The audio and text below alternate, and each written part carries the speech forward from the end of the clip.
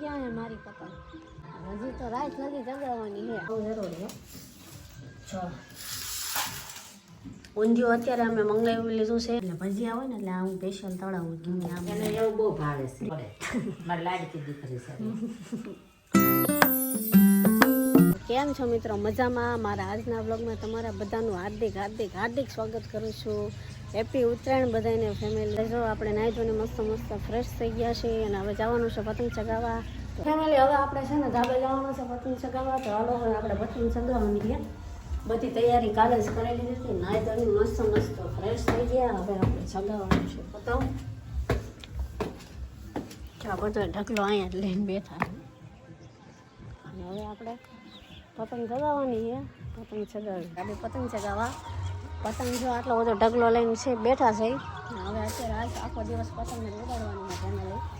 જો અહીંયા ઉપર કેટલી બધી ચગે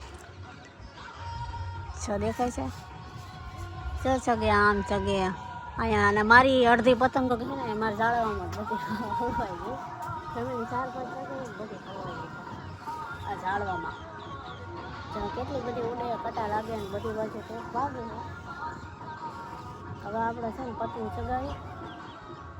જો મારી પતંગ કે જો આ ચગે મારી હજી બહુ આકાશમાં નથી વાર લાગશે પણ હમણાં ચડી જાય છે. જો હાલો પતંગ ચગાવી. તો ફેમિલી હવે વાગી ગયો છે 1:30. એટલે પતંગ ચગાવીને થાકી ગયા અને હવે આપણે આવી ગયા છે જમવા. હાલો એમ બધા જમી લેવી. ઊંધિયું લઈ આવ્યા છે. ઊંધિયું ખીરામાં ઊંધિયું ખાવું જરૂરી છે. ઊંધિયું અત્યારે અમે મંગાવી લીધું છે અને બધી ચીક્કી. તો હવે અમે ફટાફટ જમી લેવી. જમીને પછી પાછા ધાબે જવાનું છે પતંગ ચગાવવા. ઊંધિયું ખાવું હોય તો તમારે બધાને આવી જાઓ. અને બધા ઊંધિયુંને ઓલા બધાએ તો ખાઈ લીધું પહેલાં અને આમ પતંગ ચગાવતા હતા ને એટલે મોડું થઈ ગયું. તો જો ફેમિલી આજે આખો દી પતંગ ચગાઈ કરવી છે. હજી જો અમારી આમ ચગાઈ બતાવો. ચગાઈ જ કરવાની ભાઈ. ઘીવરે તો મોજા દરિયા કરવાનો. હવે બધાએ પતંગ ચગાવવા મારી. જો છે ક્યાં હે મારી પતંગ? આજે આખો દી એમ ધાબે નીચે જ નથી ઉતરાવો જમવા ગયા એ. હજી તો રાત લગી ચગાવવાની છે.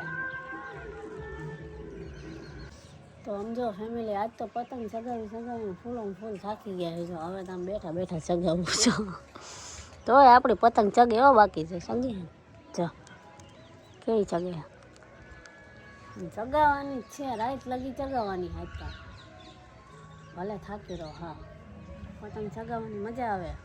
12 મહિના તો ખીર આવે છે. શરમાવાનું થોડું હોય. પતંગ જ ચગાવવાની હોય. પતંગ ચગાવવાથી શરમાવાનું નહીં.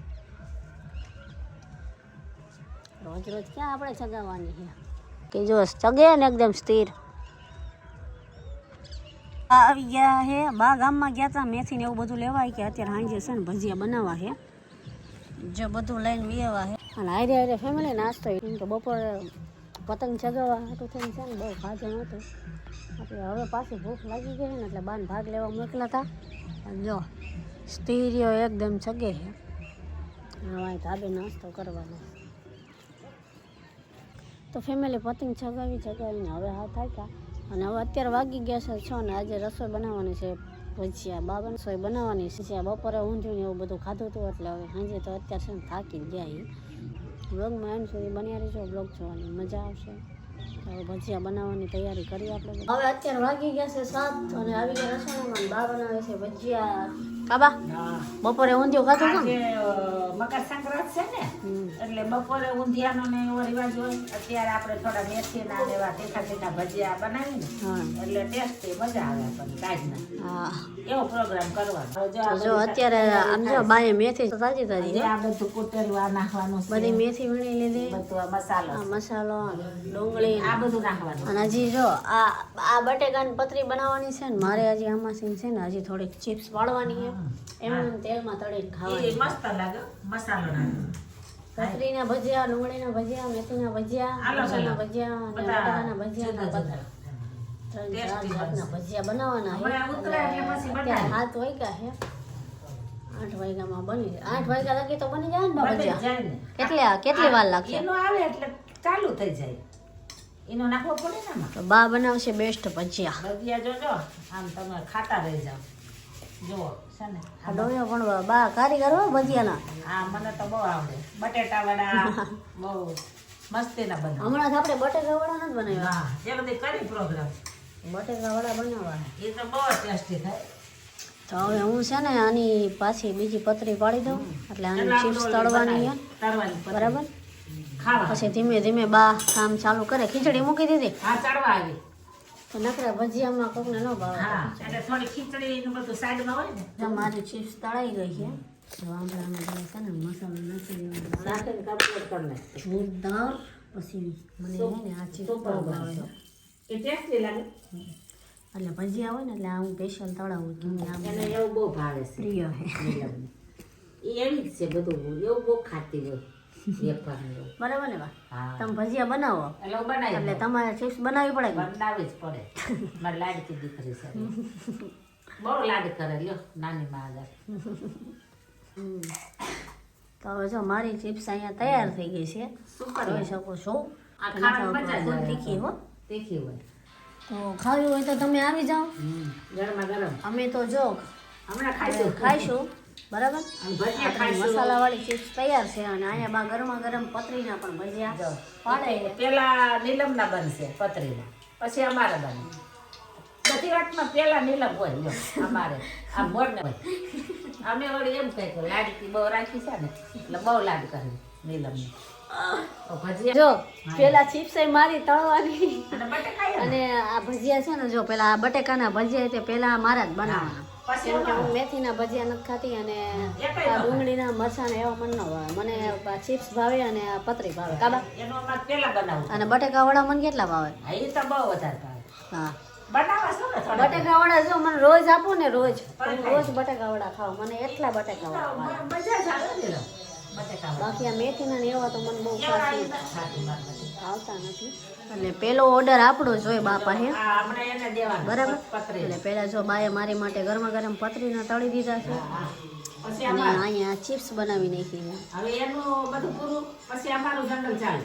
પછી આ બાનું બધું મેથીનું ને એવું ચાલુ થાય છે પછી અને અમારો પછી બધા આખી ફેમિલી પછી બધા જમશે. બેહીને જમી લેશું. મજા તો આવશે. વિડીયોમાં ગમે લાઈક શેર સબસ્ક્રાઈબ કરજો. હજી વિડીયો આગળ હાલશે કેમ કે હજી બાની રેસીપી ઘણી બધી બાકી છે. ભજીયા બનશે ને ડુંગળીની મેથીની મરચાંની દેખાડવાનું છે. અને હજી બા તમે સમજો ફેમિલી બા હજી લાઈવ રહેવાના છો. ભજીયાનું બધું હા તમે જોતા રહેજો ભૂલતા નહીં.